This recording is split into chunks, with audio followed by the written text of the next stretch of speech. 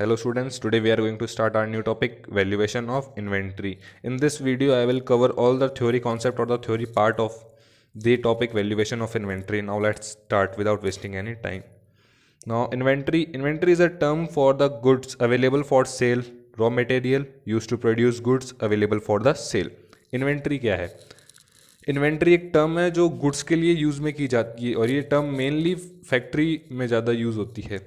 वो हर गुड्स जो प्रोडक्शन के लिए यूज़ आता हो, रॉ मटेरियल और स्टॉक्स ऑफ स्टोर्स और जो स्पेयर पार्ट्स या of course finish goods are also termed as inventory in the factory. उनको भी हम इन्वेंट्री कहते हैं फैक्ट्री के अंदर। Now components of inventory: raw material, work in progress, finish goods, stock of stores and spare parts. ये चार components होते हैं इन्वेंट्री के। Okay, now valuation of inventory. Inventory valuation क्या होता है? Inventory valuation is the cost associated with an entities inventory at the end of reporting period. Inventory valuation यानी एक कॉस्ट, यानी रिपोर्टिंग पीरियड के एंड में, यानी साल के एंड में जो अपने पास कितनी इन्वेंट्री पड़ी है उसका वैल्यूएशन करना कि वो कितने अमाउंट की इन्वेंट्री है, उसकी मार्केट वैल्यू क्या है, हमारे पास कितना स्टॉक पड़ा है, उसको हम कहते हैं वैल्यूएशन ऑफ इन्वेंट्री। इसके दो मेथड होते हैं। First, periodic stock taking system and second is perpetual stock taking system. First, periodic stock taking, the value of inventory is found out only eight the end of the year after having physical verification of the units in hand. Periodic stock taking system के अंदर हमें inventory की actual price का, यानी साल के and में ही पता चलता है। हम उसके बीच में ये पता नहीं लगा सकते कि हमारे पास कितने की इन्वेंट्री है, कितनी यूनिट्स है, और वो भी कब, जब हम फिजिकल वेरिफिकेशन करेंगे तब ही हमें इस सिस्टम से पता चलेगा कि हमारे पास कितने की इन्वेंट्री है। और सेकंड आता है perpetual stock taking system. This system provides a running record of the stocks of goods in hand. The main object of this system is to make available detail about the quantity and value of stocks of each item at all the time. Now perpetual stock taking system के अंदर हम inventory की value का पता कभी भी लगा सकते हैं, यानी साल के एंड में, जरूरी नहीं है हमें साल के एंड में ही पता चलेगा। हम विद इन 6 मंथ मान लो, 3 मंथ मान लो, जब भी चाहे हम इन्वेंट्री की कैलकुलेशन वैल्यूएशन कर सकते हैं, कैलकुलेशन कर सकते हैं। हमें ये पता रहेगा कि हमारे पास कितने की इन्वेंट्री है। Now in this both this method is best because इस मेथड के अंदर हमें हर वक्त पता चल सकता है कि हमारे पास कितने की इन्वेंट्री पड़ी है। भले बिजनेस स्टार्ट हुए 10 दिन हुए हो या 20 दिन हुए हो या 2 महीने, कभी भी किसी भी वक्त हमें ये पता चल सकता है कि हमारे पास कितने की इन्वेंट्री है। नाउ नेक्स्ट हमारे पास valuation, methods of valuation of inventory. अब हमने 4 कंपोनेंट्स पढ़े थे। पहला था रॉ मटेरियल। अब ये 3 मेथड है रॉ मटेरियल को इन्वेंट्री का कैलकुलेशन करने के लिए। फर्स्ट फीफो यानी first in first out, second method LIFO last in first out, and third is weightage average cost method. Now we start with FIFO. The FIFO method is based on the assumption that the raw material और goods first received are first to be issued और sold. यानी कि FIFO method के अंदर जब हम FIFO method system या method apply करते हैं अपनी फैक्ट्री के अंदर या बिजनेस के अंदर, उसके अंदर ये होता है कि जो माल पहले आएगा, यानी जो गुड्स पहले आएगा, उसे हमें पहले ही बेचना है। यानी कि जैसे 1 तारीख को हमने 1 जैन को हमने गुड्स खरीदा और दूसरा गुड्स हमने 6 जैन को खरीदा, तो हम पहले जो 1 जैन को गुड्स आया 1 जनवरी को, उसे हम पहले बेचेंगे, बाद में हम 6 जनवरी वाला गुड्स बेचेंगे। Second LIFO. लीफो के अंदर जस्ट इसका अपोजिट, यानी last in first out. The LIFO method is based on the assumption that the raw material goods purchase last are the first to be issued or sold. So in the system in centuries consist of item purchased at earlier cost. यानी इस method के अंदर बिल्कुल opposite है FIFO का। FIFO के अंदर था जो पहले आएगा वो पहले जाएगा, और लीफो के अंदर था जो लास्ट में आएगा वो पहले जाएगा। जैसे मैंने पहले एग्जांपल दिया, 1 जनवरी को हमने गुड्स खरीदा और दूसरा गुड्स हमने 6 जनवरी को खरीदा, तो इसके अंदर जो हमने 6 जनवरी को गुड्स खरीदा वो पहले हम बेचेंगे, उसके बाद में 1 जनवरी का गुड्स हम बेचेंगे। और थर्ड टॉपिक आता है weightage average cost method. This method is based on the assumption that once the material are put into the common bus. यानी कि जब भी कोई न्यू आइटम या न्यू गुड्स आएगा उसको हम एक ही कॉमन बस के अंदर रखेंगे, यानी कि एक ही रेट पे रखेंगे, ना उसकी रेट चेंज करेंगे।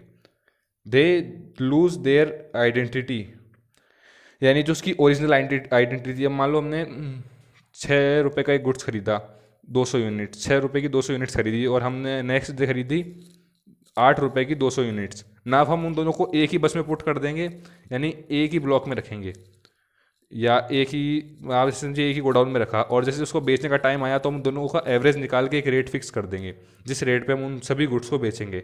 उसके अंदर रेट डिफेक्टिव नहीं होती, यानी कि कम ज़्यादा रेट नहीं होती। इसको निकालने का तरीका, weightage average cost is the calculated by dividing the total cost of the material in stock by the total quantity of the material in the stock. जैसे कि मैंने अभी आपको बताया कि 6 रुपये at the rate ₹6 we purchase 200 units, ये हो गए अपने 1200, ओके। और at the rate of ₹8 we purchases 200 units. Now let's on it, we purchase on 1 January, it's on 6 January, okay. और इसके होता है हमारे पास में 1600 यूनिट्स। हम इन दोनों की टोटल कॉस्ट ले लेंगे, ये हो गया हमारे पास में 2800, और ये टोटल यूनिट्स हो गई 400। नाउ हम इन दोनों की एक कॉमन रेट निकाल देंगे, कैसे? By dividing total amount by total units. तो 2800 divided by 400, it is 7 rupees, okay. तो अब इन दोनों की कॉमन रेट आ गई 7 रुपीज़। हम ऐसे करके सब यूनिट्स को बेचेंगे। नाउ अभी तक हमने पढ़ा वैल्यूएशन ऑफ इन्वेंट्री किसका? रॉ मटेरियल का। अब हम पढ़ेंगे valuation of work in progress. 4 components बताए थे जैसे मैंने आपको, ओके। तो ये है, work in progress is typically measured at the end of an accounting period in order to assign a valuation to the amount of inventory that is on the production floor. यानी value work in progress, यानी कि जो work अभी चालू है, production चल रहा है, उसके बीच में हमारे पास कितना रॉ मटेरियल तैयार हुआ है, यानी कितनी इन्वेंट्री है, रॉ मटेरियल है, और कितने फिनिश गुड्स निकल चुके हैं। ये हमें कब पता चलेगा? साल के एंड में, कि हमारे पास कितने गुड्स बचे और कहाँ पे, सिर्फ उसी फ्लोर पे, यानी जहाँ प्रोडक्शन हो रहा है। जैसे अपना एक प्रोडक्शन होता है, प्रोडक्ट डिपार्टमेंट, और एक सेल्स डिपार्टमेंट। तो प्रोडक्शन डिपार्टमेंट में पता चलेगा कि कितने गुड्स हमारे पास पड़े हैं, तो साल के एंड में इसकी वैल्यूएशन होती है, अलग अलग करके कितने फिनिश गुड्स अलग और रॉ मटेरियल अलग। तो वर्क इन प्रोग्रेस का ऐसे होता है। नाउ अगला आता है फिनिश गुड्स। और फिनिश गुड्स को मेजर करने का एक ही तरीका होता है, actual stock taking system. Actual stock taking system के अंदर क्या होता है कि गुड्स काउंटिंग वगैरह की जाती है, कितने गुड्स हमने बेच दिए, कितने गुड्स हैं हमारे पास में, यानी जो गुड्स बचे हुए होते हैं उनको काउंट करके इन्वेंटरी के उनके अंदर ऐड किया जाता है, फिर उनका वैल्यूएशन किया जाता है। नाउ फिर आता है valuation of closing stock. In the case of both manufacturing and trader, valuation of finished goods should be at cost or market price whichever is less.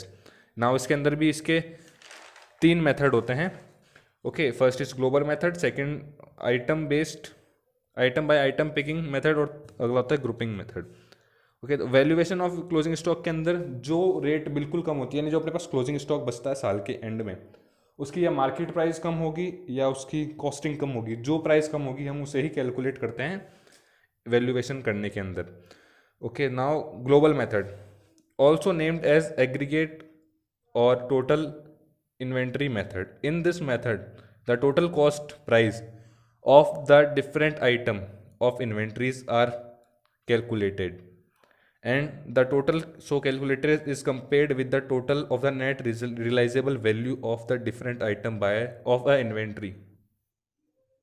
Now हम ग्लोबल मेथड को aggregate total inventory method भी बोलते हैं। इस method के अंदर क्या होता है कि कॉस्ट प्राइस, यानी जो उसकी एक्चुअल कॉस्टिंग है वो, और उसकी जो मार्केट आइटम की मार्केट प्राइस, दोनों ही निकाली जाती है। अपने पास टोटल इन्वेंट्री अलग जैसे आइटम होता है हमारे पास में, ABCD आइटम है, उनके हमने कॉस्ट प्राइस भी निकाली, फिर मार्केट प्राइस निकाली। इस अंत के अंदर फिर इन दोनों का टोटल किया जाएगा। फिर जो आइटम, मतलब आइटम की प्राइस सबसे कम होगी, यानी मार्केट प्राइस अगर टोटल कम है मार्केट प्राइस का, या कॉस्ट प्राइस का टोटल कम है, उसी को हम प्रेफर करेंगे वैल्यूएशन ऑफ इन्वेंट्री के अंदर। फिर आता है item by item, item by item और picking and choose method. In this method the cost and market price of each item inventory are found out. Each item is valued at the price which is lower of the cost और the market price. इस item के अंदर हम pick and choose करते हैं, यानी उठाओ और रखो, कि हमारे पास जो जिसकी प्राइस सबसे कम है मार्केट के अंदर, यानी हमारे पास में हमने जैसे 5 प्रोडक्ट लिए ABCDE, फिर उसके अंदर हमने उसकी कॉस्ट प्राइस रखी और मार्केट प्राइस रखी, फिर उन दोनों की प्राइस का कंपैरिजन होगा कि उन सिंगल प्रोडक्ट की प्राइस कौन सी कम है, मार्केट प्राइस कम है या कॉस्ट प्राइस। फिर जो प्राइस कम होगी उसको हम अलग से रखेंगे और उसी प्राइस को हम वैल्यूएशन ऑफ इन्वेंट्री के कैलकुलेशन में ऐड करेंगे। फिर आता है grouping method, group method. In this method groups are formed of homogeneous item of inventory. The cost and the market price of each group so formed are found out. The lower of the cost or market price of each group of item is taken as valuation of inventory. Group method के अंदर groups बनाए जाते हैं homogeneous item के, यानी same items के अलग अलग इन्वेंट्री के ग्रुप्स बनते हैं, और उस ग्रुप्स के अंदर जिसके प्राइस लोअर होगी उसी को हम वैल्यूएशन ऑफ इन्वेंट्री के अंदर कैलकुलेट करते हैं। अब ये तो सिर्फ थ्योरी पार्ट था, और वैसे मेन पार्ट इसका प्रैक्टिकली ये उसको समझने के लिए थ्योरी पार्ट जरूरी था, जो हमने कवर कर लिया है।